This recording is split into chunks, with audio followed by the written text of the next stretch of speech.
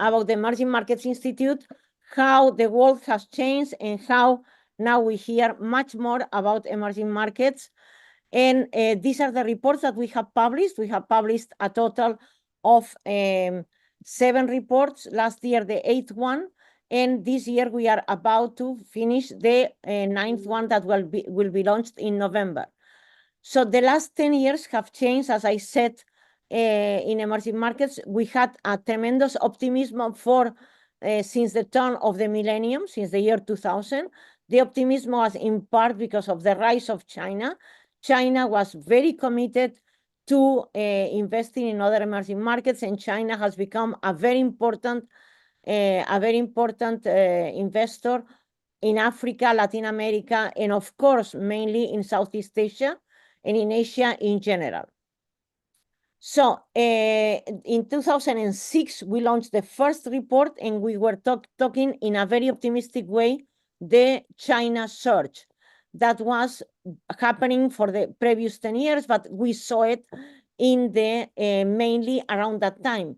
That year was the opening of the Panama Canal, and in the opening of the Panama Canal, the first boat was a boat that you had to pay to have this privilege, was a boat from Costco, and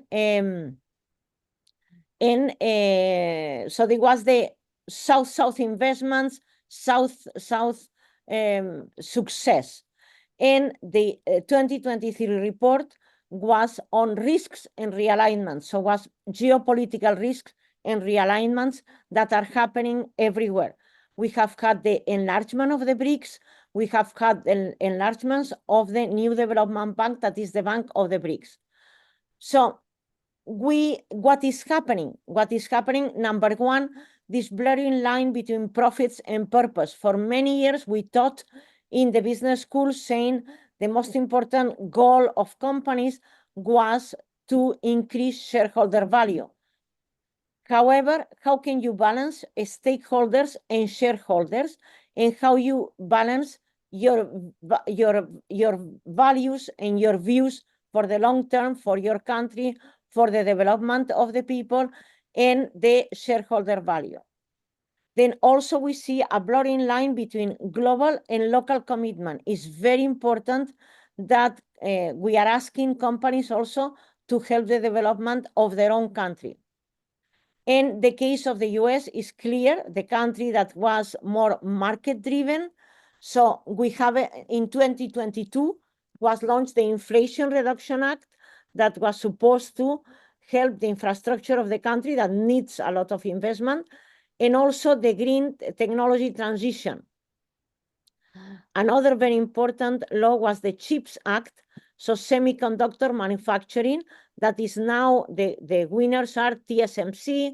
We have also Samsung and other players, while before the clear winner was Intel. So then now there is, in fact, where I live in Ithaca, close to Ithaca, there is Syracuse, and in a small town, they are going to launch a great big manufacturing plant for chips.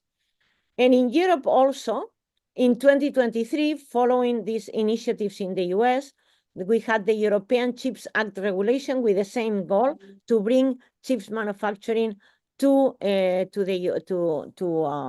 Europe, and also Global Gateway.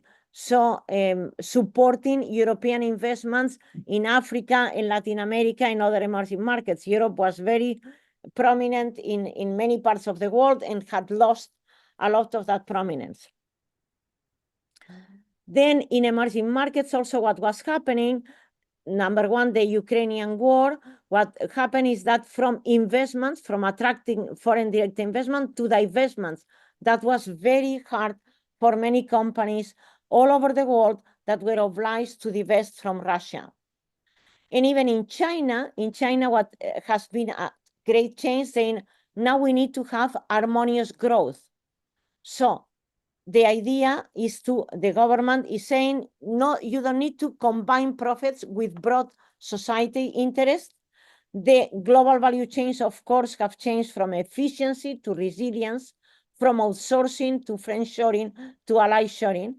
But the problem is who are the allies, as the allies are changing, and who are the friends.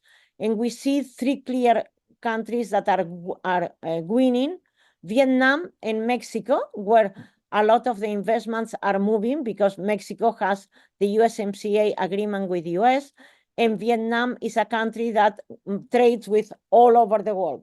And also in specific in the US, Canada has become a much more prominent trade partner to the US that was already.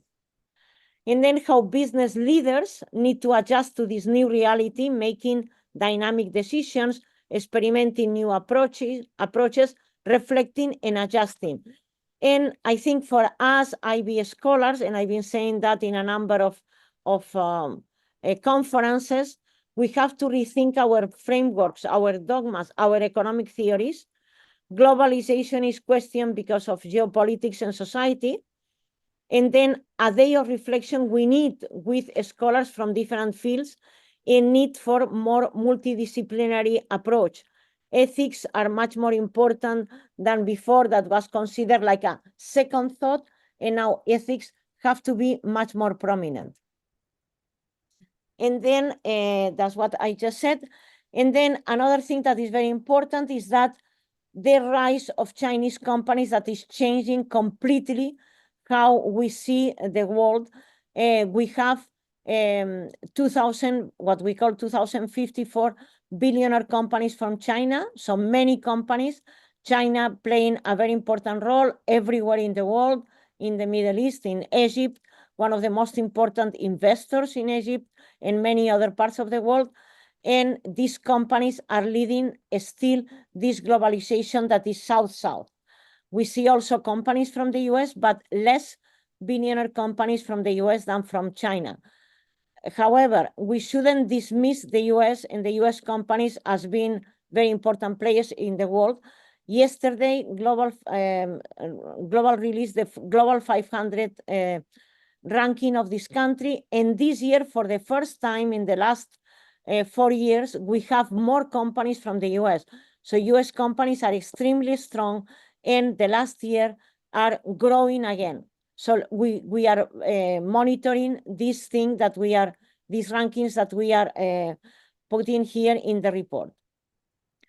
Okay, then another thing that is happening is that emerging market multinationals from all over in all other countries grew in the Fortune 500, Global 500, but have gone down since 2014.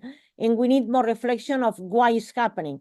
In part because governments support their local companies, but not always. In part also because there are no policies to help SMEs from the countries to create an entrepreneurial ecosystem that benefits everybody. I said that China is growing, but Europe is a region that dominates as well outbound greenfield and M&A investments in the world. As a single country, US continues to dominate. Emerging markets continue to attract FDI, but greenfield is more common and M&A more limited. In China, I said that the power that they are having mainly since the global financial crisis, since 2008, 2009, but the last years, their outward investments has gone down. However, in 2023, and we'll publish these results this year, there is a rebound of greenfield investments from China in other countries, in big investments in Morocco and in other countries, greenfield investments to build EVs and all. Okay, so then, and yes, I said that Chinese investments are going down, but yes, they are going down also because the trade war is working, and we can see how US international investments is going up, is more prominent in the world. Okay, maybe I can stop here for a minute and maybe we can have questions and have a discussion.